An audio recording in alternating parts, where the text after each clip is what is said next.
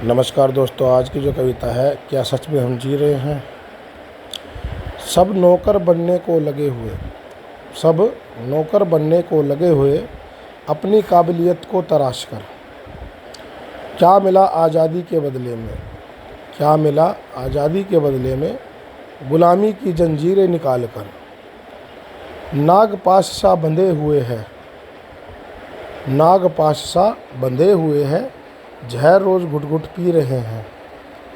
जीने के लिए ही आए थे जहान में, जीने के लिए ही आए थे जहान में, क्या सच में हम जी रहे हैं।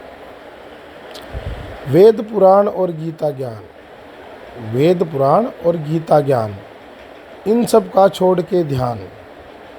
आज़ादी के बाद लिखा संविधान, आज़ादी के बाद लिखा संविधान, पढ़कर अंग्रेज़ों का कानूनी ज्ञान।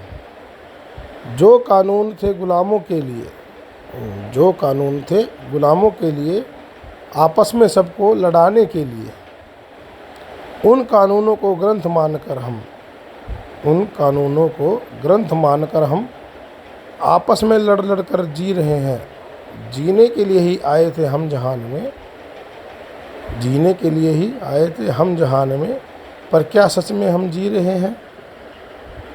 व्यथा और पीड़ा सबकी मिटाते, व्यथा और पीड़ा सबकी मिटाते, एक दूसरे के लिए जी जान लगाते हैं। लड़ते शरण में आए के लिए, लड़ते शरण में आए के लिए, शरणागत रक्षा का वचन निभाते। गुणों और कर्मों की धरती पर, गुणों और कर्मों की धरती पर, गुण व कर्म ही थे पूजे जाते हैं। भेदभाव का माहौल बनाकर, भेदभाव का माहौल बनाकर, भोले भालों को असभ्य बताकर, पौराणिक गुणों को हटाकर, पौराणिक गुणों को हटाकर, अपनी शिक्षा को सभ्य बताकर, अंग्रेज़ों का अनुसरण करके, अंग्रेज़ों का अनुसरण करके हम किस भ्रम में जी रहे हैं। जीने के लिए ही आए थे इस जहान में, जीने के लिए ही आए थे इस जहान में, क्या सच में हम जी रहे हैं।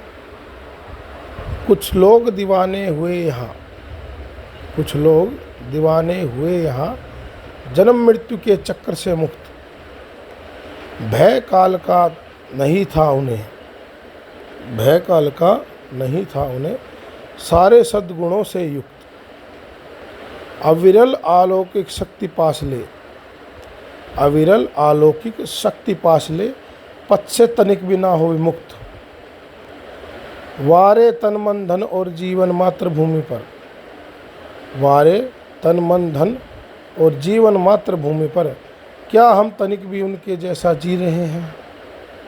जीने के लिए ही आए थे इस जहान में, जीने के लिए ही आए थे इस जहान में, क्या सच में हम जी रहे हैं। तो दोस्तों, ये जो कविता है ये आपको सोचने पर मजबूर करेगी कि भाई आप किस लिए आए थे धरती पर, और ये धरती क्या थी जब आप आए। तो यहाँ गुणों की, अच्छे कर्मों की ही पूजा की जाती थी। कर्म प्रधान था, उसको भेदभाव के और जाति प्रधान और रंग प्रधान ये सब किसने किया। गोरे कालों का भेदभाव किसने किया, अंग्रेज़ों ने किया। और नाम किसको दे दिया, इसको गोरा काले का भेद हमें नहीं पढ़ाया जाता, हमें जातियों का भेद पढ़ाया जाता है कि ऊँचे स्वर्ण क्या है, शूद्र क्या है। इतने इनके स्वर्ण और शूद्र वाली जो थ्योरी इन्होंने दी अंग्रेज़ों ने, तो रंग भेद की नीति कौन लाए थे। गोरा और काले का भेद किसने किया था, अंग्रेज़ों ने, कि भाई हम गोरे हैं, we are the superior one. तो ये एक सोचने का विषय है कि हमको इतिहास में जब आज़ादी मिली तो हमने क्या संविधान लिखा, किन का संविधान लिखा, अपना खुद का संविधान क्यों नहीं लिखा। और जो अपना खुद का संविधान लिखते तो हमें अपने ही धर्म, गुणों, कर्मों, सब शिक्षा पद्धति, संस्कृति, सब का ध्यान रखना था।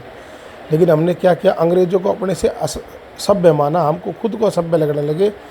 हम किसी भी गुणवान व्यक्ति को देते कि ये क्या फैसले करेगा, ये तो पढ़ा लिखा ही नहीं है, ये तो असभ्य है। अरे ये तो सोचो, वो पढ़ा लिखा नहीं था, वो साक्षर नहीं था, पर वो शिक्षित तो था गुणों में आपसे ज़्यादा। दो शब्द है, एक साक्षर और एक शिक्षित। किसी का साक्षर होना और शिक्षित होने में फ़र्क है। साक्षर का मतलब उसे अक्षर की पहचान होना, और शिक्षित का मतलब होता है उसे शिक्षा होना, गुण सही गलत का पता होना, उसके अंदर गुण होना। तो आप खुद जाग के देखिए, आप साक्षर बन रहे हो या शिक्षित बन रहे हो। तो धन्यवाद। जय श्री राम।